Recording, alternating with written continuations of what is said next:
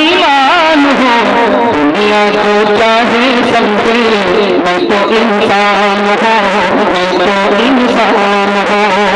जीवन का गीत है सुरमीना ताल में, उलझी है सारी दुनिया रोटी के जाल में, रोटी के जाल में। ऐसा अंधेर है, ऐसा अंधेर है, मैं भी हैरान हूँ, दुनिया जो चाहे समझे मैं तो इंसान हूँ, मैं तो इंसान हूँ। हिंदी और उर्दू के हवाले से आखिरी पैगाम, जहमत तमाम सुनने के लिए तैयार जो उसके साथ हाथ उठा दीजिए इंशाअल्लाह। नौकरी नहीं तो बच्चे को तालीम मिले, हाथ उठा दीजिए ध्यान से सुनिएगा भाई, जोर का झटका आपको धीरे से लग रहा है। अंग्रेज ने हिंदू मुसलमानों को लड़ा करके इस मुल्क को गुलाम रखने की तीन तरह से कोशिश किया, लेकिन हिंदू मुसलमान समझ गए कि अंग्रेज लड़ाना चाहता है, मुल्क की आजादी को रोकना चाहता है। 1900 ईस्वी में अंग्रेज ने सरकारी अदालत से ऐलान किया कि हिंदी सरकारी जबान है, उर्दू सरकारी जबान नहीं है।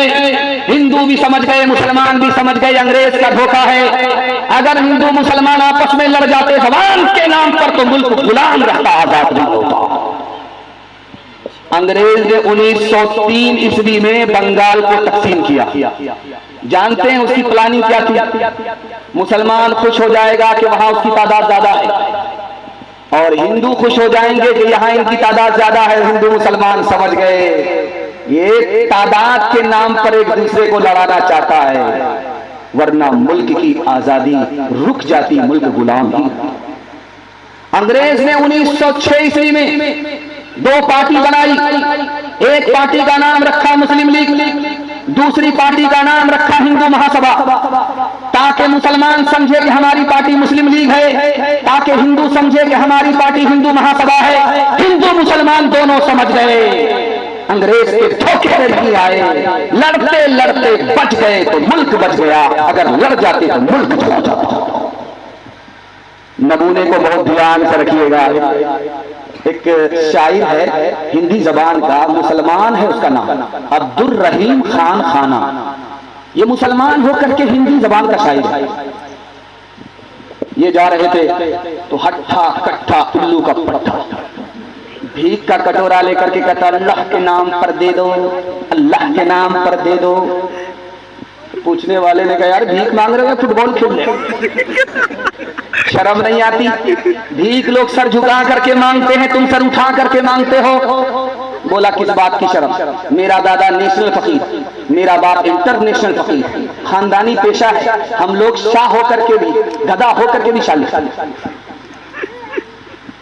तो वो अब्दुल रहीम खान खाना जो मुसलमान होकर के हिंदी जबान के शायर थे, वो आ गए करीब से, सर झुका करके उन्होंने भीख दिया, दान दिया। वो आदमी हाथ पकड़ करके पूछने लगा भाई साहब हम तो बेशरम आदमी हैं, भीख भी मांग रहे हैं, सर भी उठा, तुम तो शरीफ आदमी हो, भीख देने वाले हो, सर झुका करके भीख क्यों दे रहे हो? उसने कितनी प्यारी बात कही, अल्लाह आपके दिल तक इसको पहुंचा। उसने कहा यार बात एक है, तुम्हारे लिए अल्लाह ने आज का दिन भीख का कटोरा हाथ में रख करके चौराहे पर खड़ा किया, ये तुम्हारा दिन था। अल्लाह ने तुम्हारे लिए मेरे वास्ते मेरी जेब में कल ही पैसा डाल दिया, मेरा रास्ता कहीं और निकल रहा था, उसने तुम्हारी मदद के लिए मुझको इधर भेज दिया, उसी का दिया हुआ पैसा उसी के नाम से तुमको दे रहा था। शर्म आई, काम तो उस मालिक ने बनाया, नाम मेरा हो रहा है, इसलिए सर झुका करके भीख दे रहा था। किससे सीखे खामोशी ऐसी अनोखी, किससे सीखे खामोशी ऐसी अनोखी, तान गिरा से देवत हो, तान गिरा से देवत हो, नीचे रात वाला देवत है लोग धर्म जुटाए लोग धर्म जुटाए लाते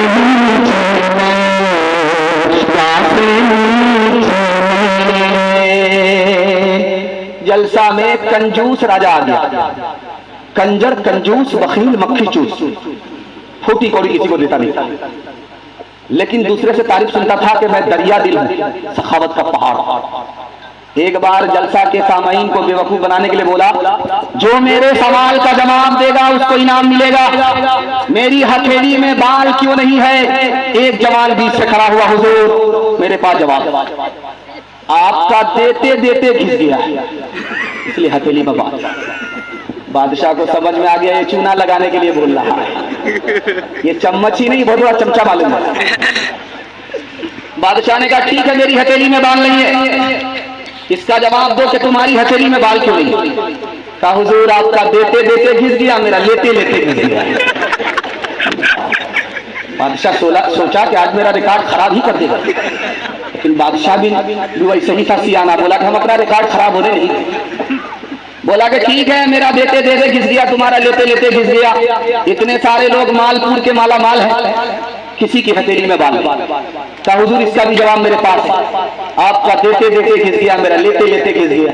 सब कुछ हमको मिलता है, इन लोगों को कुछ मिलता ही नहीं है। अफसोस के मारे हाथ मलते मलते इन लोगों का घिस गया।